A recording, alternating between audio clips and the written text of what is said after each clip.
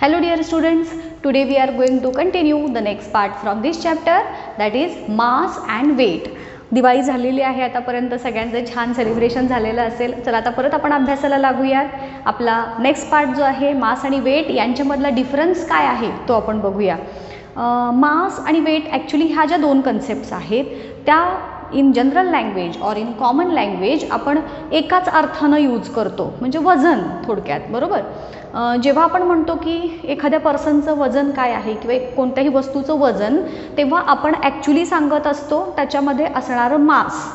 पण कॉमन लँग्वेजमध्ये मास आणि वेट हे एकाच कन्सेप्टसाठी वापरले जातात. परंतु सायंटिफिक लँग्वेजमध्ये जर आपण विचार केला तर mass is different and weight is again totally different from the mass. So actually ह्या दोघांच्यामध्ये काय फरक आहे तो आपण बघणार आहोत. खूप महत्त्वाचा पार्ट आहे हा.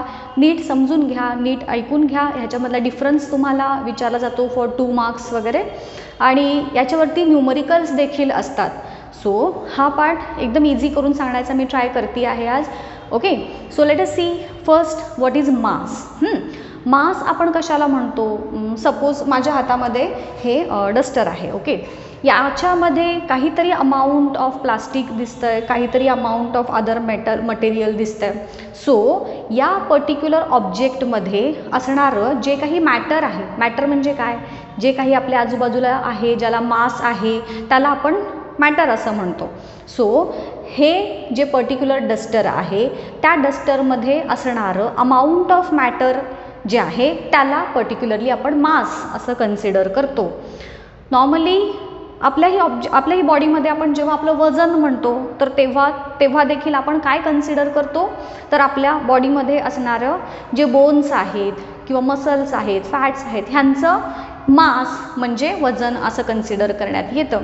सो मास आपण कशाला म्हणतो, तर कोणत्याही ऑब्जेक्टमध्ये असणाऱ्या अमाऊंट ऑफ मॅटर जे आहे त्याला नॉर्मली मास असं कन्सिडर करतात. So what is mass? It is nothing but amount of matter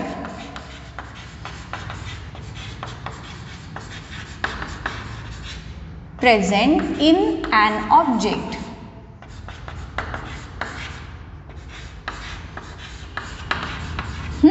so हे झालं अबाउट मास. आता वेट कशाला म्हणतात? जसं की तुम्हाला हे तर माहिती असेल की वेट म्हणजे ज्याला आपण नॉर्मली वजन म्हणतो, तर ते आपण अर्थवरती जर वजन बघितलं तर ते डिफरंट असेल, मूनवरती बघितलं वजन तर ते डिफरंट असतं, किंवा आपण ग्रॅव्हिटेशनल ॲक्सलरेशन ही जी कन्सेप्ट शिकलेलं होतं तिथं पण बघितलेलं होतं की पोलार रिजनवरती जे वजन आहे त्याची म्हणजे जीची व्हॅल्यू वेगळी असणार, इक्वॅटोरियल रिजनवरती जीची व्हॅल्यू वेगळी असणार. सो ह्या सगळ्या गोष्टी ज्या आहेत they are responsible for the weight of an object. मग आता वेट म्हणजे काय असतं, तर it is nothing but the force of attraction with which force of attraction of earth असं म्हणू. इथं आपण अर्थचा विचार करतोय म्हणून ॲक्च्युली कोणत्याही मासिव्ह ऑब्जेक्ट त्यानं एक्झर्ट केलेला फोर्स ऑफ अट्रॅक्शन जो आहे it is generally the weight of the particular object. की अर्थ एखाद्या ऑब्जेक्टला स्वतःकडे ज्या फोर्सनं खेचून घेते त्याच्यावरती त्या ऑब्जेक्टचं वेट हे डिपेंड करतं. आता आपण फोर्सचा फॉर्म्युला काय शिकलो आहे, F = ma. आता ग्रॅव्हिटेशनल अर्थ स्वतःकडे खेचून घेते आहे म्हणजेच त्याच्यावरती ॲक्सलरेशन होणार. आपण ॲक्सलरेशन ड्यू टू ग्रॅव्हिटी शिकलो आहे की ज्याचा सिम्बॉल आपण स्मॉल g असा यूज करतो. म्हणजेच काय, तर हे जे वेट आहे it actually depends on the force of attraction of अर्थ. आणि म्हणूनच हा जो वेट आहे त्याची डेफिनिशन आपण कशी लिहू शकतो बघा. It is nothing but the force of attraction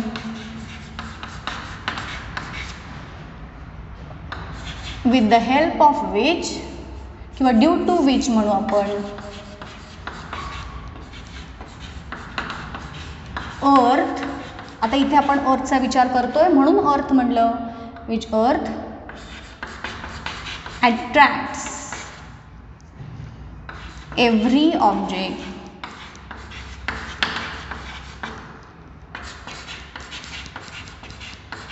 towards itself. अर्थ स्वतःकडे ज्या फोर्सच्या थ्रू एखाद्या ऑब्जेक्टला अट्रॅक्ट करते तो फोर्स, त्या फोर्सला आपण वेट असं म्हणूयात. आता ह्या दोन डेफिनेशन बघितल्यानंतर तुमची एक गोष्ट लक्षात आली असेल बघा, की मास म्हणजे काय आहे तर अमाऊंट ऑफ मॅटर, वेट म्हणजे काय आहे तर नथिंग बट द फोर्स. म्हणजे तुम्हाला लक्षात ठेवताना काय फक्त लक्षात ठेवायचं आहे, मास म्हणजे मॅटर, वेट म्हणजे फोर्स. ओके. मग जेवढा मासमध्ये म्हणजे अमाऊंट ऑफ मॅटर जेवढं जास्त असणार तेवढं त्या ऑब्जेक्टचं मास जास्त असणार. अमाऊंट ऑफ मॅटर जेवढं कमी असणार तेवढं ऑब्जेक्टचं मास हे कमी असणार. म्हणजेच काय आहे तर जेवढा मास हे आहे किंवा मास ही जी क्वांटिटी आहे ती अमाऊंट ऑफ मॅटरवरती डिपेंड करते, व्हेरॅज वेट जे आहे, वेट हे कशावरती डिपेंड करतं, फोर्सवरती. जेवढा फोर्स ऑफ अट्रॅक्शन जास्त तेवढा ऑब्जेक्टचं वेट जास्त, जेवढा फोर्स ऑफ अट्रॅक्शन कमी तेवढा ऑब्जेक्टचं वेट जे आहे ते कमी असणार. आता आपण पुढं बघणारच आहोत हे मास आणि वेट कसे कसे वाढत जातात किंवा कमी होत जातात, झिरो असतात का वगैरे वगैरे. सो हा फर्स्ट कन्सेप्ट किंवा दोघांचे डेफिनेशन लक्षात आले असतील तुम्हाला, की मास कशाला म्हणायचं आणि वेट कशाला म्हणायचं. आता जसं की तुम्हाला सांगितलं मास हा जो आहे हा अमाऊंट ऑफ मॅटर आहे. सो हे मास आपण जे एक्सप्रेस करतो ते नॉर्मली किलोग्रॅम्समध्ये, ग्रॅम्समध्ये वगैरे मोजतो. व्हेरॅज वेट जे आहे त्याचं युनिट आपण न्यूटन, डाईन हे युनिट्स एक्सप्रेस करून वेट सांगत असतो.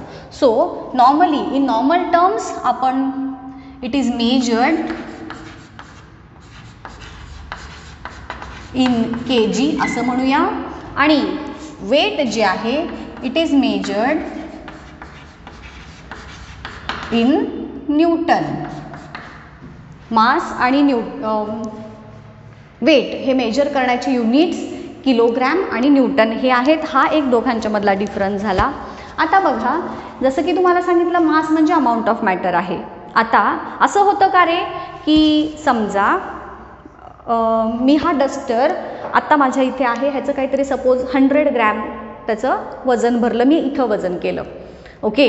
आता मी पोलवरती गेले, तिथं याचं वजन केलं, तिथं ह्याच्यापेक्षा थोडंसं जास्त वजन येणार का, कारण ग्रॅव्हिटेशनल फोर्स ऑफ अट्रॅक्शन पोलवरती जास्त आहे, बरोबर. इक्वॅटरमध्ये बल्जिंग असल्यामुळं तिथे ग्रॅव्हिटेशनल फोर्स ऑफ अट्रॅक्शन कमी असणार. म्हणजेच हा सेम डस्टर मी इथे वजन केला, इथं जे वजन भरेल त्याच्यापेक्षा थोडंसं जास्त वजन पोलार रिजनवरती भरेल, त्याच्यापेक्षा थोडंसं कमी वजन इक्वॅटोरियल रिजनवरती भरेल. ओके. म्हणजे सेम डस्टर आहे बट दोन्ही त्याचं वजन मात्र 3 ठिकाणी मला वेगवेगळं मिळालं.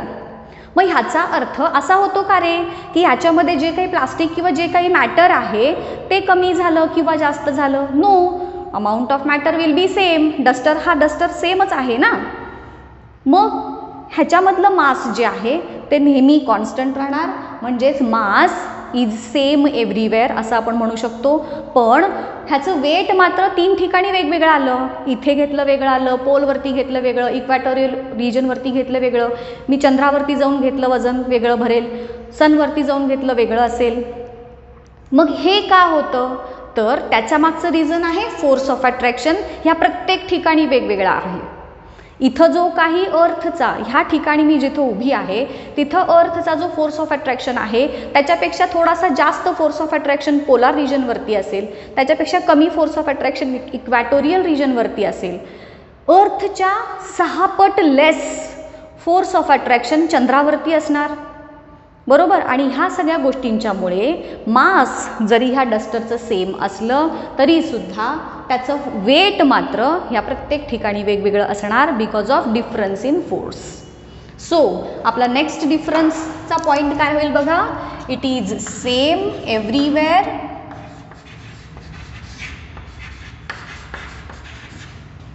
आणि वेट मात्र चेंज होत जातं, changes from place to place.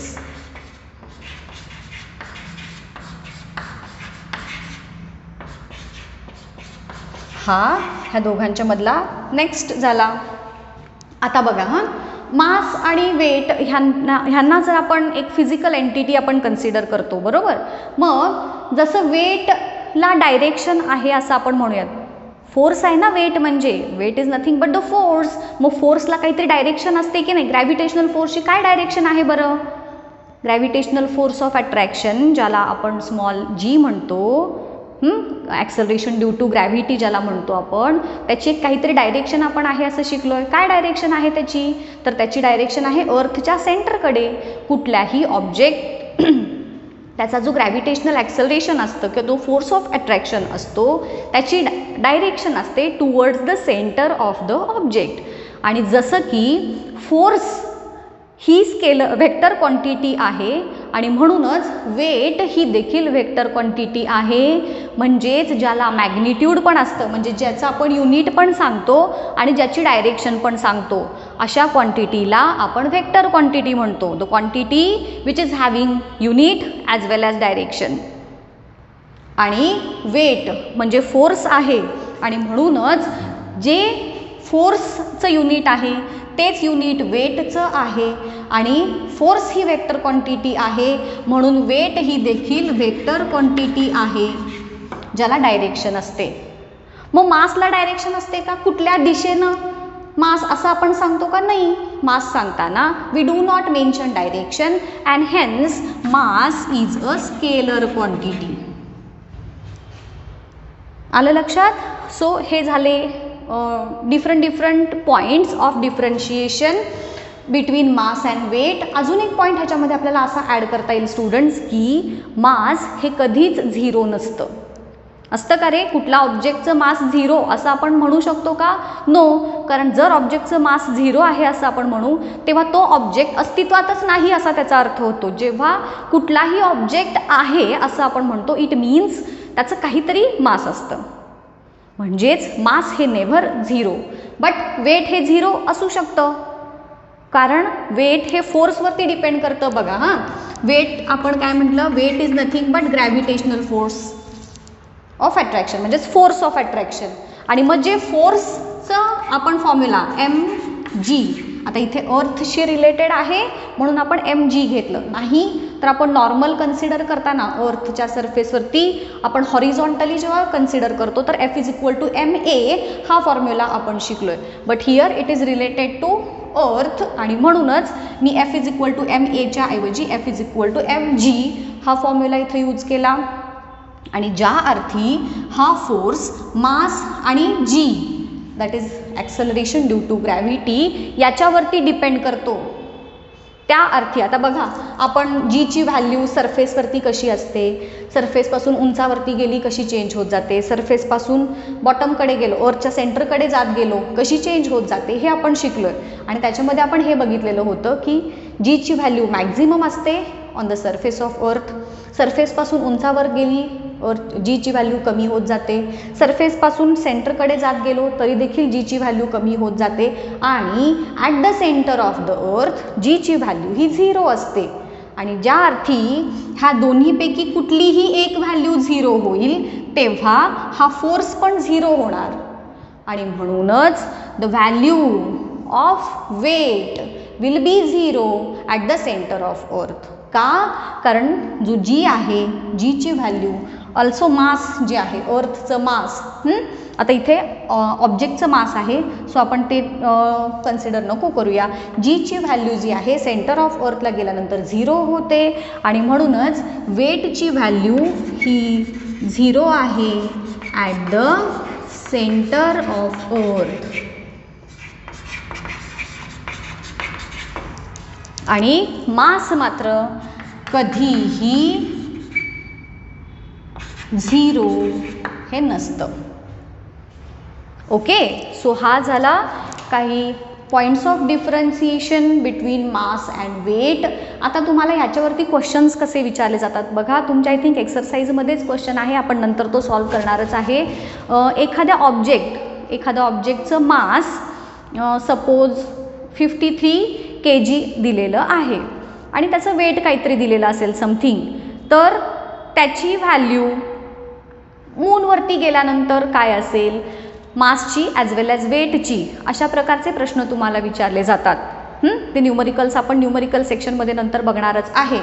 तर मास हे तुम्ही कुठंही गेलात तरी सेमच असतं. मग जर माझं मास किंवा कुठल्याही ऑब्जेक्टचं मास, ह्या डस्टरचं मास मगाशी म्हटलं जसं आपण 100 ग्रॅम आहे, तर जेवढं मास त्याचं अर्थवरती आहे तेवढंच मास त्याचं मूनवरती देखील असणार. Mass is same everywhere.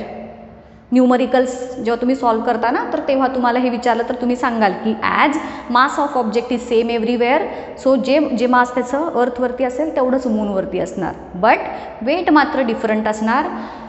मूनची G acceleration due to gravity किंवा ग्रॅव्हिटेशनल ॲक्सलरेशनची जी व्हॅल्यू आहे ती अर्थच्या 6 पट कमी आहे, 6 टाइम्स लेस. आणि म्हणून जी काही त्याचं वेट असेल ते 6 पटीनं लेस येणार. आपण नंतर ते न्यूमरिकल शिकताना लक्षात येईलच तुमच्या. आलं लक्षात? सो हा झाला मास आणि वेट यांच्यामधला डिफरन्स.